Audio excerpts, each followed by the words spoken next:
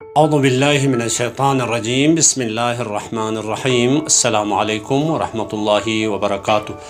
غدیر قرآن و حدیث کی نگاہ میں اس سلسلے سے دوسرا درس آپ کی خدمت میں۔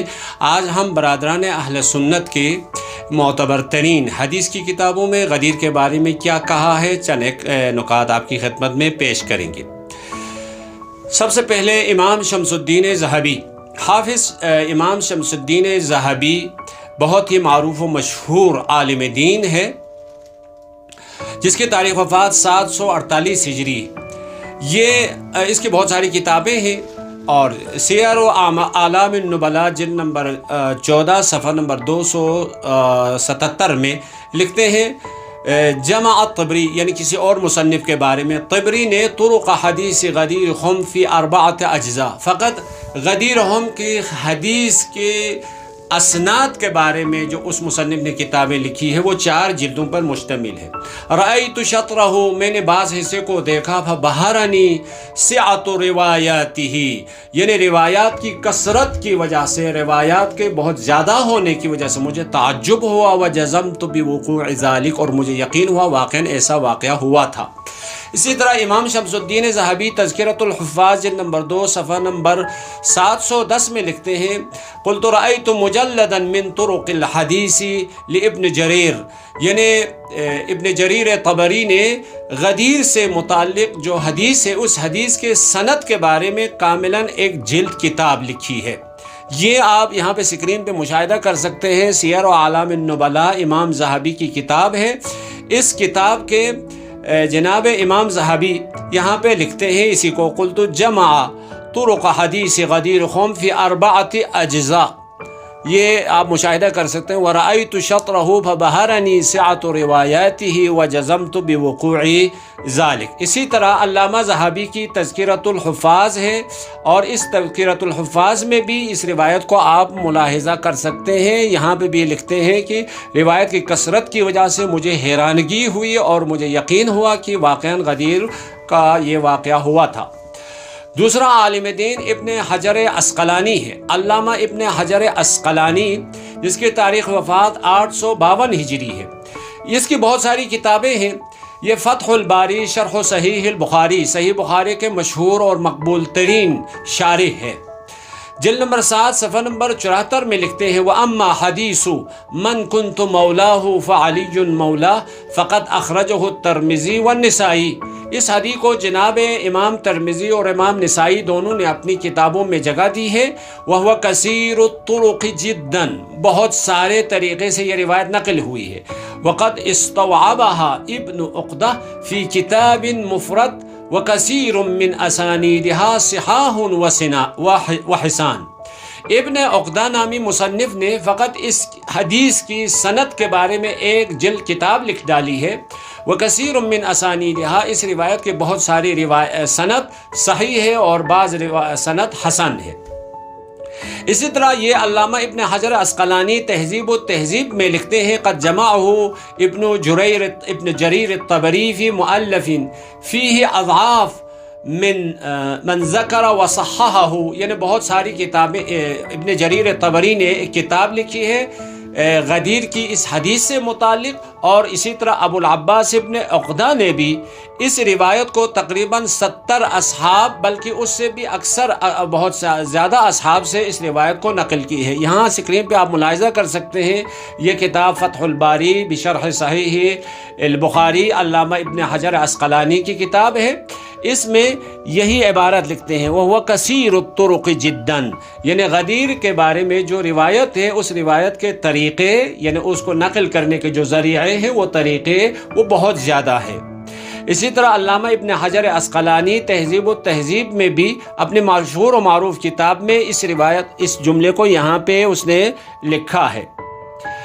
تیسرا عالم دین ابو حامد غزالی ہے، جس کو امام غزالی کے نام سے لوگ یاد کرتے ہیں۔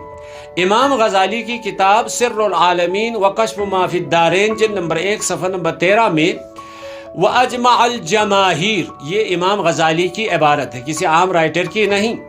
کہتے ہیں اجمع الجماہیر، تمام علماء و جمہور کا اجماع و اتفاق ہے، علی متن الحدیث من خطبته فی یوم غدیر خم، باتفاق الجمیع، تمام علماء و مکاتب کا اتفاق ہے، ہوا یقول، پیغمبر خدا نے غدیر کے دن اس خطبے میں ارشاد فرمایا، من کنت مولاہ فعلی مولا، میں جس کا مولا ہوں علی اس کا مولا ہے۔ جب پیغمبر خدا نے خطبے میں یہ ارشاد فرمایا تو امام غزالی لکھتے ہیں، فقال عمر بخن بخن یا ابا الحسن، جناب خلیفہ دوم حضرت عمر نے کہا، مبارک ہو اے ابا الحسن، قد اصبحت مولایا و مولا کل مؤمن فہذا تسلیم و رضا۔ یہ امام غزالی کی عبارت ہے۔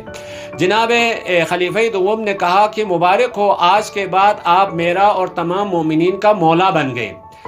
تو امام غزالی کہتے ہیں حضرت عمر کا یہ جو مبارکباد کہنا، ھذا تسلیم و رضا و تحکیم، یہ خدا اور رسول کے حکم کے سامنے تسلیم ہونے کی وجہ سے، راضی ہونے کی وجہ سے حضرت عمر نے ایسا کہا۔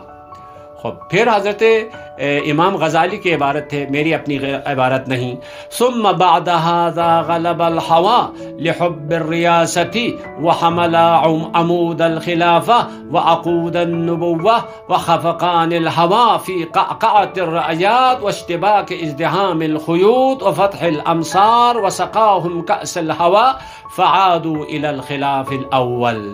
پھر بعد میں پیغمبر کے وصال کے بعد ہوائے نفسانی غالب ہو گیا، حب ریاست غالب ہو گئی، لہٰذا ان کے درمیان، اصحاب کے درمیان اختلاف ہوا، پھر مولا امیر علیہ السلام کو خلافت کرنے نہیں دیا۔ یہ امام غزالی کی کتاب ہے سر العالمین کے، آپ سکرین پہ مشاہدہ کر سکتے ہیں۔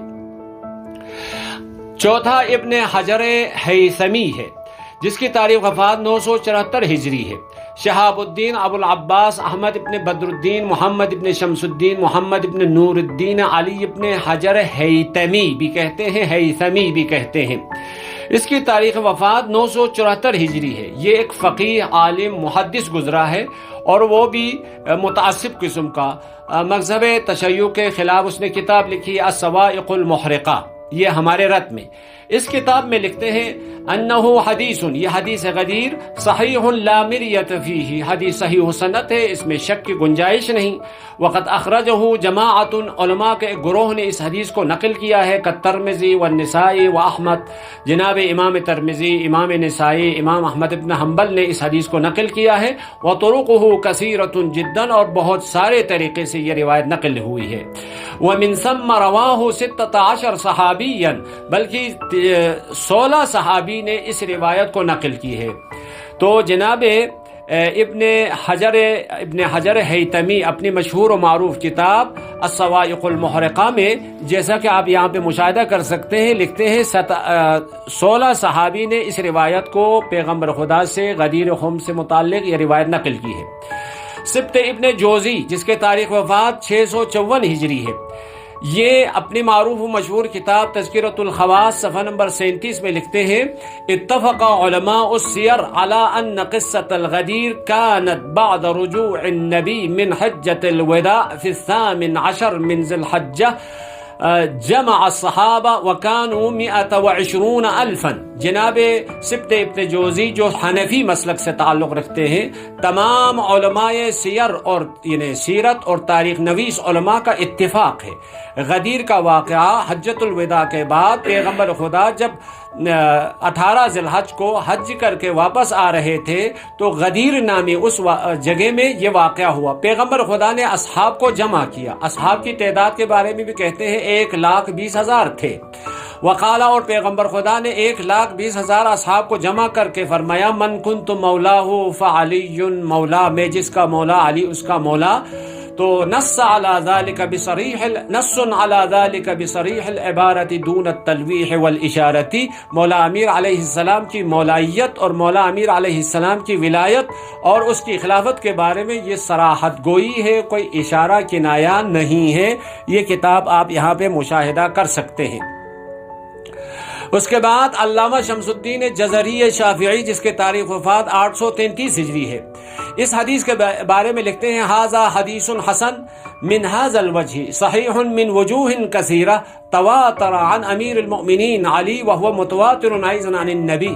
خب یہ حدیث ایک لحاظ سے حسن بھی ہے اور ایک اور لحاظ سے متواتر بھی ہے، بلکہ مولا امیر علیہ السلام سے تواتر کی حد تک یہ حدیث نقل ہوئی ہے۔ یہ علامہ جزری اسم المناقب فی تہذیب اسن المطالب، مولا امیر علیہ السلام کے مناقب و فضائل لکھتے ہوئے اس کتاب میں اس طرح سے اس حدیث کی تائید کہتے ہیں اور کہتے ہیں وہ متواتر ایضا عن النبی، پیغمبر خدا سے یہ روایت تواتر کی حد تک، تواتر سے مطلب یہ ہے اس حد تک یہ روایت نقل ہوئی ہے، اس کے جھوٹ ہونے کے بارے میں شک کرنے کی گنجائش نہیں ہے۔ ملا علی قاری تاریخ وفات ہے 1014 ہجری، اس حدیث کے بارے میں لکھتے ہیں ھذا حدیث صحیح لا مریۃ فیہ، حدیث غدیر حدیث صحیح ہے، اس میں شک کی کوئی گنجائش نہیں ہے، بلکہ بعض الحفاظ عدہ متواترا، ابھی گزر گیا، بلکہ بعض حفاظ حدیث نے کہا یہ حدیث متواتر ہے۔ اس فی روایت احمد انہ سمعہ من النبی 30 صحابیا، امام احمد نے پیغمبر خدا سے نقل کرتے ہوئے کہا 30 صحابی اس روایت کو نقل کرتے ہیں۔ وشہدوا بہ لعلی، اور سب نے گواہی دی ہے یہ حدیث مولا امیر علیہ السلام کی ولایت کے بارے میں پیغمبر نے ارشاد فرمائی ہے۔ یہ ملا علی قاری ہندی نے مرقات المفاتیح شرح مشکات المصابیح نامی کتاب میں اس کتاب کے پیج کو آپ سکرین پہ ملاحظہ کر سکتے ہیں۔ کہنے کا مطلب یہ تھا کہ ہمارے برادران اہل سنت کے بزرگان اس حدیث کی صحت بلکہ تواتر کے بارے میں تصریح کرتے ہیں۔ علامہ اسماعیل ابن محمد جراحی اس کے تاریخ وفات 1162 ہجری، اس حدیث کے بارے میں لکھتے ہیں من کنت مولاہ فعلی مولا، رواہ الطبرانی و احمد و ضیاء فی المختارہ عن زید ابن ارقم و علی و 30 من الصحابہ۔ امام طبرانی نے اور امام احمد نے اور امام ضیاء نے زید ابن ارقم، مولا امیر اور اس کے علاوہ 30 اصحاب سے اس روایت کو نقل کیا ہے، اور آخر میں یہ جملہ بھی پیغمبر خدا سے اللہم والی من والاہ وعاد من عاداہ فالحدیث متواتر او مشہور۔ یہ بزرگوار لکھتے ہیں یہ حدیث متواتر ہے یا مشہور ہے۔ کشف الخفاء و مزیل الالباس نامی اس کتاب میں سکرین پہ آپ یہ مشاہدہ کر سکتے ہیں، یہ روایت صحیح و سند بلکہ تواتر کے ساتھ علماء نے نقل کیا ہے، بھل حدیث متواترون کہا ہے۔ اسی طرح محمد ابن اسماعیل صنعانی تاریخ وفات 1182 اس حدیث کے بارے میں لکھتے ہیں حدیث من کنت مولاہ فعلی مولا، اخرجہ جماعت من ائمۃ الحدیث، حدیث کے ائمہ بزرگان نے اس روایت کو نقل کی ہے، منہم احمد، امام احمد ہے، وہ حاکم نیشاپوری ہے، من حدیث ابن عباس و ابن ابی شیبہ و احمد و من حدیث ابن عباس عن بریدہ۔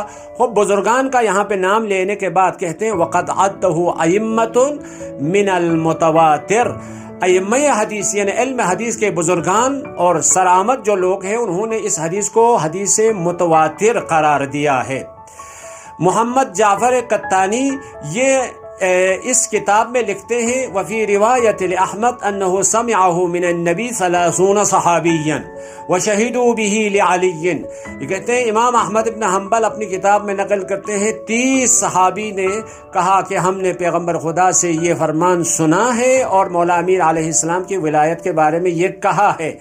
یہ نظم المتناثر من الحدیث المتواتر، یعنی اس کتاب میں اس بزرگوار نے اس حدیث کو اس طرح سے نقل کیا ہے، اور جن لوگوں نے اس حدیث کو نقل کیا ہے ان کا نام بھی یہاں پہ ذکر کیا ہے۔ محمد ناصر البانی ہمارے زمانے کے بہت ہی معروف و مشہور حدیث شناس سلفی مسلک سے تعلق رکھتے ہیں۔ محمد ناصر البانی تاریخ وفات 1420 ہجری ہے، اس حدیث کے بارے میں کہتے ہیں وَلِلْحَدِيثِ طُرُقٌ أُخْرَى كَثِيرَةٌ جمع طائفة كبيرة منها الهيثمي في المجمع وقد ذكرت وخرجت ما تيسر لي منها ما يقطع الواقف عليها بعد تحقيق الكلام۔ لمبی گفتگو کرنے کے بعد آخر میں کہتے ہیں وجملة القول أن الحديث الترجمة حديث صحيح بشطره۔ خوب یہ جو حدیث ہے وہ حدیث صحیح السند ہے، یہ جناب البانی کی ایک کتاب ہے السلسلۃ الصحیحہ، جلد نمبر 4 صفحہ نمبر 249 میں اس قسم کی باتیں کرتا ہے، جبکہ یہ حدیث شناس بھی ہے اور سلفی مسلک سے تعلق رکھتے ہیں۔ آپ ملاحظہ کر سکتے ہیں، یہ ہے بل الاول منہم متواتر، بلکہ حدیث کا پہلا جو حصہ ہے من کنت مولاہ فعلی مولا، یہ والا حصہ تواتر کی حد تک پیغمبر خدا سے نقل ہوا ہے۔ تو آج کے درس میں ہم نے یہ بتانے کی کوشش کی کہ یہ حدیث فقط مکتب اہل البیت علیہم السلام کے حدیث کی کتابوں میں نہیں، بلکہ مکتب خلفاء کے بزرگان کی کتابوں حدیث کی کتابوں میں موجود ہیں۔ نہ فقط موجود ہے بلکہ ائمہ حدیث اور علم حدیث کے ماہرین نے اس حدیث کی نہ فقط صحیح ہونے بلکہ تواتر ہونے کا اعتراف کیا ہے۔ پیغمبر خدا نے غدیر کے دن مولا امیر علیہ السلام کے بارے میں فرمایا تھا من کنت مولاہ فعلی مولا، میں جس کا مولا علی اس کا مولا، یہ ارشاد فرمایا۔ لیکن مولا سے کیا مراد ہے انشاءاللہ بعد میں ہم بیان کریں گے۔